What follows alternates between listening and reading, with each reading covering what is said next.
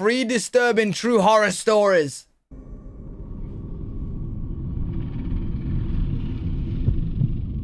Story 1. So this happened when I was 20 years old. I'm 22 now, so it's not that long ago. Okay. While in college, I was a babysitter during the week for a family, and sometimes I would nanny for this other, wealthier family on the weekends. Money. They would go away often on the weekends and leave their 2 kids, so I would stay at the house for the weekend with the kids. They had a whole dedicated guest bedroom just for me, and the family was super nice, so it was honestly great while it lasted. It happened in the fall. The leaves were all falling and it was chilly outside. I had gotten to the house Friday, and Friday night went completely fine. I just played with the 2 kids, who I'll nickname James and Jessica.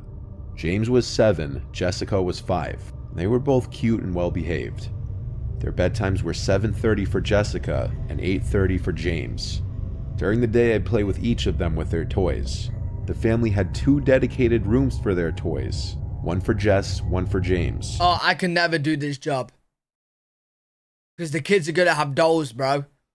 The family will come back home and I throw all the dolls out in the bin. They'll lose it. They'll go mad. Jessica loved her dolls and doll houses. Oh, no! I spent a lot of time playing with her. James loved playing his video games, so I'd watch him play. Alright, good job, These James. kids really had everything, and the house was gorgeous. It was a giant property with a big pond in the middle.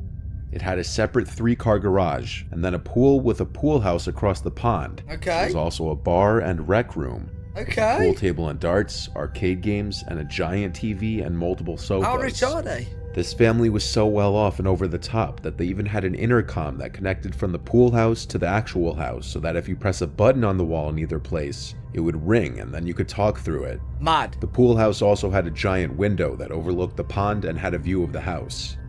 So after the kids went to bed, I was free to do as I pleased for the night. It was great. I wasn't supposed to have friends over though. That was a rule I respected. Okay. I would just FaceTime my friends and watch movies in the pool house to pass the time. It was not a bad place to have free time in, I'll tell you that. I started getting hungry, so I walked back across the property to the house, entered the code to let myself in, and went to the kitchen. They had so many snacks and food that I was allowed to help myself to. Oh, mate, the family will come home and I've eaten everything. They'll never hire me again. Grabbed a frozen snack from the freezer and threw it in the microwave. And when I was done, I went back across the property to the pool house. I liked hanging out in there more because I could be louder on the phone and have the TV as loud as I want without waking the kids. Alright, makes sense, but the only thing that's sketchy about this is you're leaving kids alone in the house technically. Like, yeah, I know the pool house is a part of the house, but technically speaking, you're not in the house where the kids are. Do you know what I'm saying? So that's ringing alarm bells, bruh. I was on the couch eating, watching the movie White Chicks, while texting a bunch of my friends. I was just in the middle of telling my friends how great of a gig this was, Separate house. when the intercom beeper gave me a heart attack. It's gonna be a I different went to voice. go press the answer button, and I heard Jessica's voice on the other end, saying she's scared because she keeps hearing noises. Oh, fuck. Usually she'd sleep through the night, so I'd have to go tuck her back in. I set my food down and ran back across the yard to the house. Someone's in the I house. entered through the door with the code lock again and went to Jess's room. She must have ran straight back to her bed after we got off the intercom, because she was already back in her bed all scared. I went to tickle her and tuck her in, just so she wouldn't be scared anymore. When she felt better, I left her room, shut the door, and walked down the hall back to the kitchen to grab some wine. No good to pool house. As I was looking for a wine opener, I heard the ever so lightest crack in the wood floor from another room. Oh, fuck no. I froze and looked in that direction, instinctively waiting for a second sound.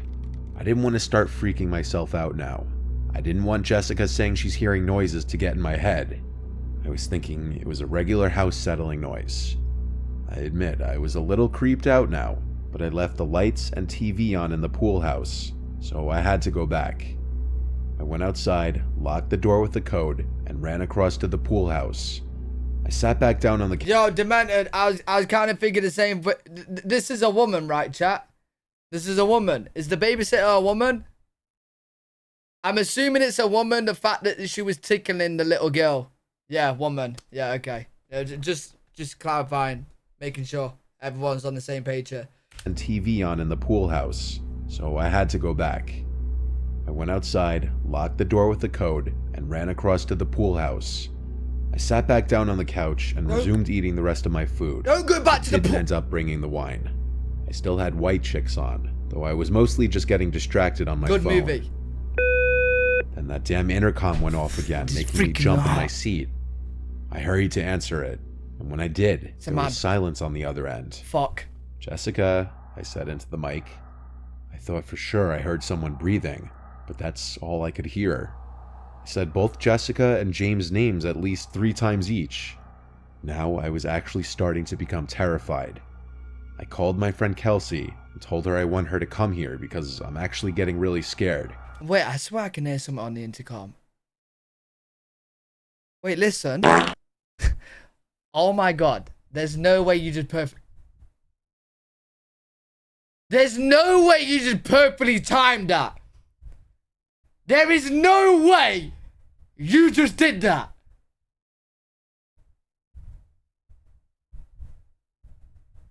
That might be the best timing thought you guys have done ever. Bro, you ruined what I was gonna say. I was gonna say, make sure to subscribe to L3WG in a funny voice, bro. And then you fucking farted down the mic. Oh my god, that was so... Hey, fair play. Fair play. Hey, Granny, thanks so much for the sub.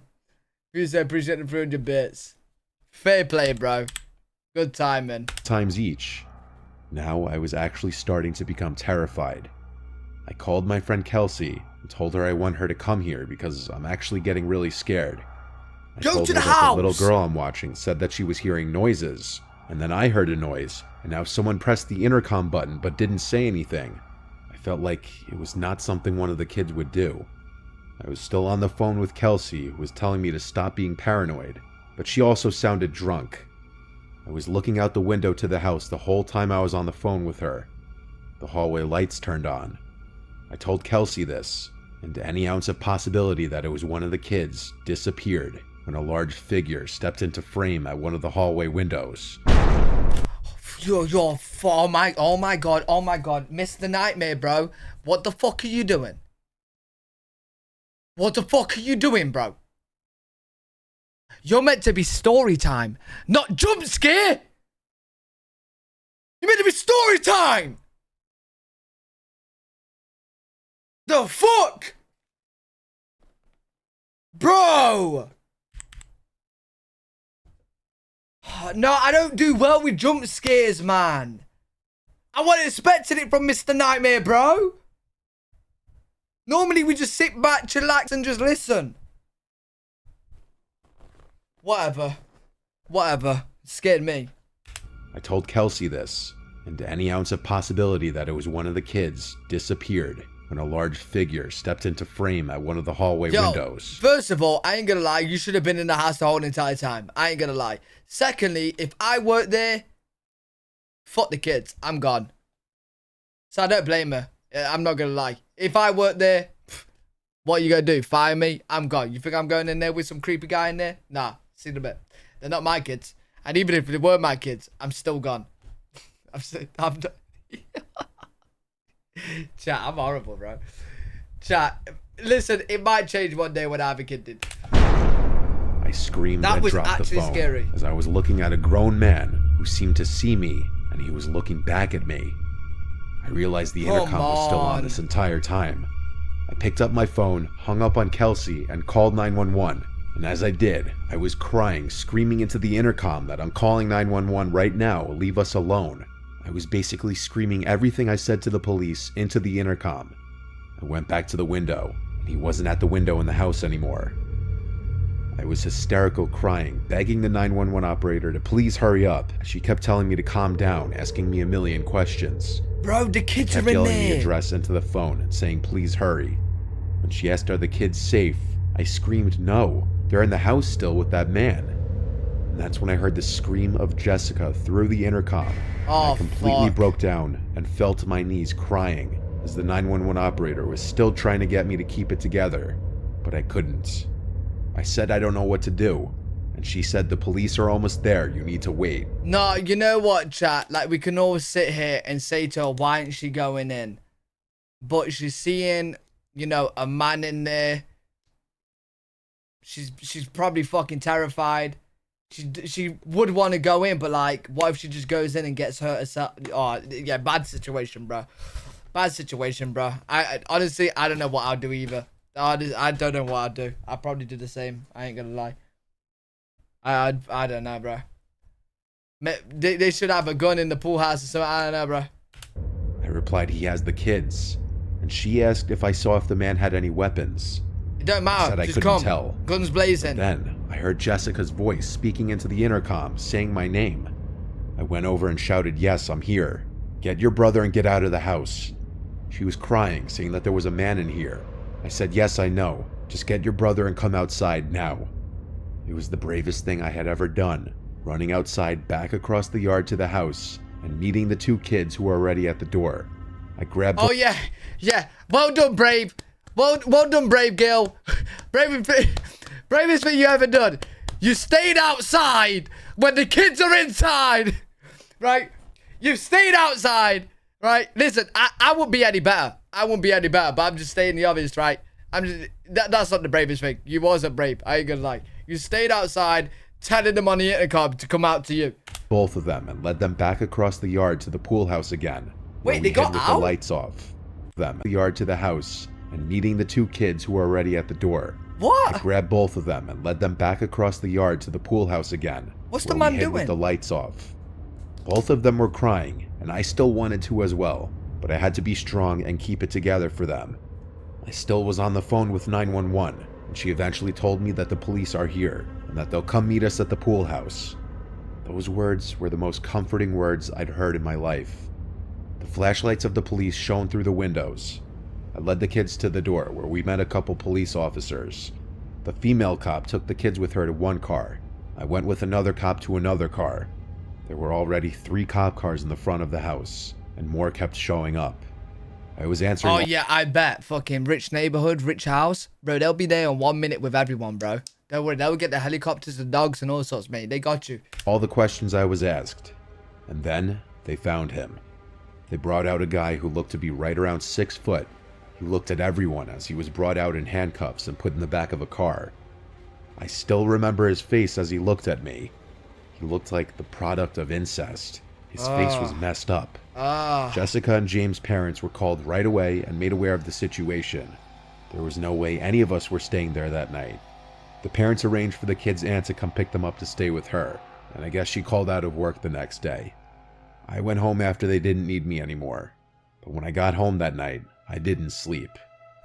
Yo, I'm so confused. The kids got out easily. What was the man doing in there? Like, thank God they're all good. But what was the man doing in there? Do you know what I'm saying? Like, what was he doing? Do you reckon he thought it was empty? Waiting for me? Is that what he's doing? He's waiting for me? Do you reckon he was trying to rob him and then he realized it wasn't empty? Oh, no. Still in shock, I think. I still had a leftover adrenaline rush. The parents understandably didn't leave their kids alone for a long time after that, I'm sure. I do know they pressed charges to the fullest extent, and with their resources, I hope that creep got what he deserved and more. I respectfully told them I couldn't stay there anymore because I was haunted by that night. I could only imagine how scarred those poor kids were, and maybe still are. Yeah, that's horrible. That is horrible. I'd have to move house, I ain't gonna lie. That would ruin me. I was 28 years old, solo camping in a local woodland with my beagle Reggie, only realizing I wasn't as solo as I thought. It was November. The weather was still mildly warm during the day, but at night it would get cold, so I came prepared. I brought my portable fire pit, lighter fluid, a lighter, and an axe for chopping wood. I also, of course, brought a tent, a sleeping bag, and my fishing gear so that I could fish at the lake. I brought enough food to last the 2 days we'd be there, but if I caught some fish, I would plan to eat it. I hiked from my truck about a mile into the forest until I was near enough to the lake. I set up my campsite in a comfortable little opening, and I brought Reggie along with me to the lake to go fishing. I caught a couple smaller fish that weren't really worth trying to cook, so I threw them back in. Reggie kept looking into the forest at something, and his tail would stop wagging as if he locked onto something. It could have been any number of little animals that he heard or saw. He's well trained not to go running off though, so I don't keep him on a leash. After maybe an hour of fishing, we went for a hike around the lake. When we were directly across the lake from our campsite, I looked over to the other side, and I saw what looked like a couple of people walking into the woods. They were so far away it was hard to tell, but they really did look like people, and they were right around where the campsite was. I didn't want to get robbed, so I told Reggie come on, and we made a quick pace back around the lake. When we got back to the campsite, my tent zipper was open. Someone had gone through it, no doubt. Yeah, you're getting robbed. Surprisingly, nothing appeared to be missing, though. Not that there was really much to steal beyond the fire pit and fishing supplies. Still, I knew I was right when I thought I saw people, and the fact that they had gone through my campsite gave me the creeps. To be safe, I spent the next hour or so moving my campsite to a different spot a little further up the lake. Then I started chopping some wood to get a fire going in the fire pit. Once that was going, I fed Reggie, and then heated up some chili for dinner. Then we sat by the fire, and I was writing in my journal when Reggie started barking at something in the forest. It was dark now, and I didn't really see anything beyond what the fire lit up. I looked out into the darkness, a little creeped out. On that note, I brought Reggie inside of the tent and went to put out the fire. If there were people out in these woods, I didn't really want to be advertising my location with the fire. I climbed into the sleeping bag, and with my reading light next to me, I was reading my novel. Reggie. Yo, listen, if you got a tent, right, and you look like, you know what I mean? Like, people could tell if it's abandoned or not, right? Because you could think that, like, maybe people thought it was abandoned and they checked inside of it. I don't know. But anyways, if I got a tent there, bro, and I go back to it and it's open, I ain't staying anywhere near the area. I ain't staying anywhere near the area. You know, there's people going around opening tents, and that can't mean anything good. Reggie's ears would repeatedly move as he was hearing things that I wasn't hearing. He kept looking around at the tent walls. I kept saying, "What is it, boy?" He started to growl. He heard something out there. Oh, shit. It could have maybe been a deer, it could have maybe been a bear, or it could have been a person. I found the idea of a person being out there still, in the dark, to be more terrifying than a bear. Oh, fuck, what? Eventually, Reggie calmed down and put his head down. With that, I was uncomfortable and wanted the night to pass, so I turned off my lantern and went to sleep. I woke up hours later to Reggie growling and howling. I told him to be quiet. I listened, and I could hear someone whistling. The kind of whistling you do to a dog to get their attention. Yo, this is what I don't get, right? Obviously, there's people there, yeah? And those people just lurking around the tent for hours. Because they literally said a couple hours later, after the dog growling, he then growls again. So they just lurking around the woods, bro. The tent, bro. They're just lurking for hours and hours. Doing what? Reggie started growling again in response to it. Someone was actually out there at my campsite in the pitch black darkness, and I was scared shitless. The whistling turned to a clicking noise from someone's mouth. Then footsteps started getting closer to the tent until they were right outside the tent. And then they stopped. Reggie was going ballistic howling, and I grabbed him and got him to be quiet without saying anything. Without the crackling of the fire, there was total silence apart from the wind. Reggie started growling again, looking in the direction of the zipper of the tent. Silence until finally another whistle from right outside the tent door. Reggie went ballistic again.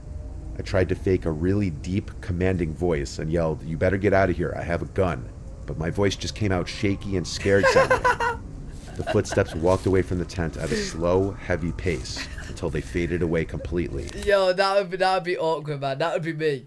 I would try like a proper like deep voice, and then what will come out would be like, "Please, sir, get out, please."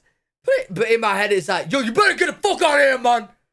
That, or they simply stopped in their tracks not far from the tent, because Reggie kept growling on and off for like an hour after that. What are they doing? I couldn't sleep after that, but I was too terrified to leave the tent and pack up everything in the dark. My phone had no service in the middle of the... I ain't gonna lie. I'll be more scared to be in the tent. I don't know. The thought of like not knowing what's outside of your tent is more scary to me than going out with my dog. I don't know, bro. Well, then again, I won't go camping anyway. It freaks me out anyway. I won't go camping anyway. Forest, so it's not like I could even call a family member or a friend to tell them about what's going on.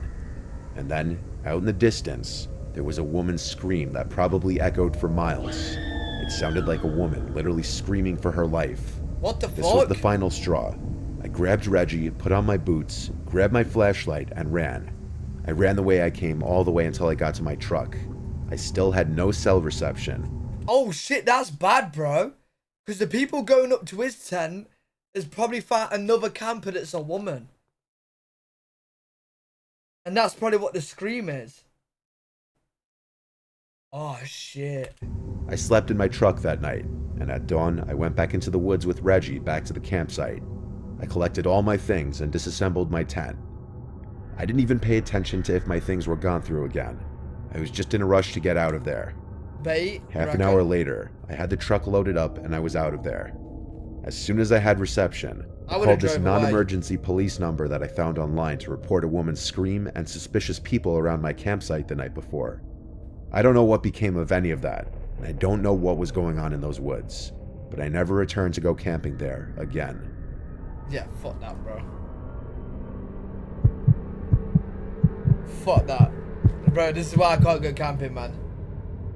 Never been. I was home alone one night. Don't think I will. Our house is a split-level house, and the upstairs is an apartment, basically. So my brother and I live upstairs while our parents live downstairs. It's pretty nice. It was a weekend, and I was staying in. It was rainy outside, so my friends didn't really want to do anything. I spent the night watching scary movies in my room. I was watching Dr. Sleep, a movie I'd never seen before, and I was pretty invested in it.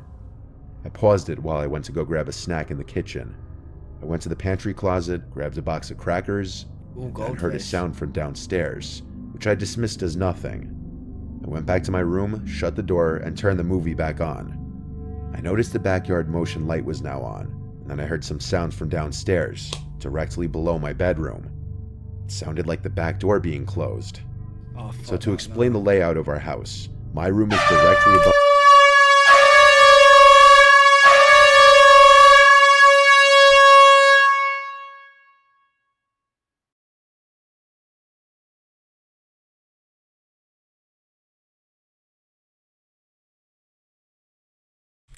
door being closed.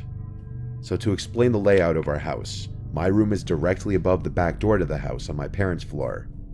The walls in this house are paper thin. You could hear a pin drop from downstairs. So I easily heard someone downstairs. And when I paused the movie, it became more obvious that I was hearing footsteps. I texted my family group chat asking who just got home. My mom answered within a minute saying we're not home. That would mean it would have to be my brother, but that would be incredibly weird since he never enters through the back of the house. He also wasn't supposed to be home tonight. I said in our group chat, "I hear someone downstairs. Alex, is that you?" He didn't reply. I heard the footsteps crossing the house towards the fronts until they were out of earshot. Then I heard footsteps coming up the stairs. I turned off the TV. Oh, these sound effects footsteps were coming straight down the hall to my room, skipping every other room in the hallway. They were heavy footsteps. They got to my door, and then my door opened. I was laying still in my bed, pretending to have my eyes shut, squinting just enough to see a head peering into the room through the doorway, looking right at me. It was dark. I could only see the person's eyes, and it didn't look like Alex. He stood at the doorway, watching for what felt like forever as I laid there pretending to be asleep. After maybe 30 seconds to a minute, he closed the door, but I didn't hear footsteps walk away.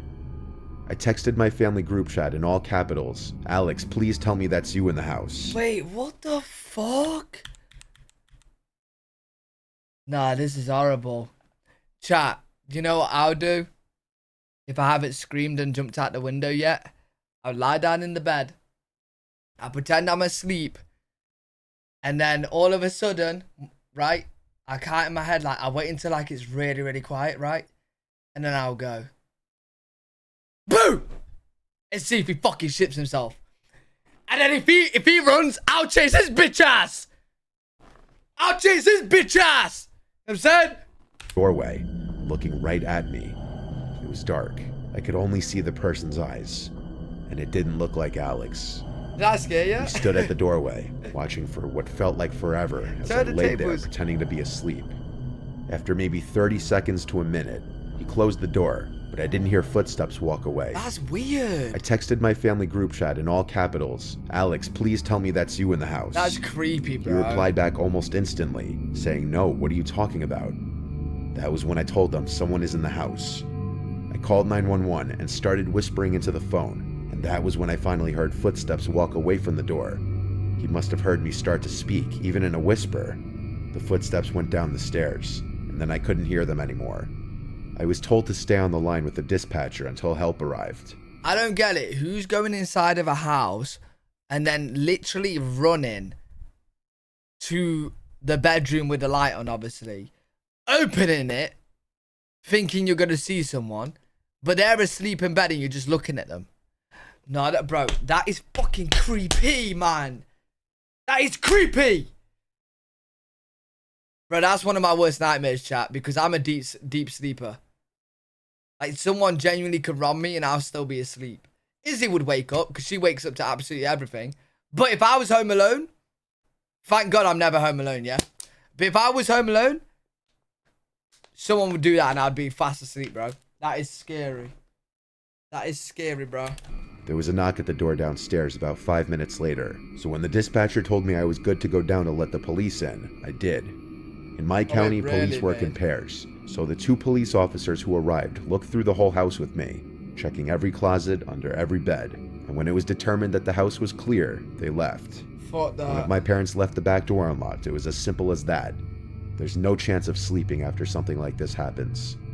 Nobody would be home until the next day, so I had to get through this night alone. A little while after the police left, the backyard motion light turned on. Oh no. Something set it off. I looked out my window and caught just a glimpse of a man walking away from the house into a far dark corner of the backyard where I couldn't see him anymore. I think he may have tried entering the house again, but this time the door was locked.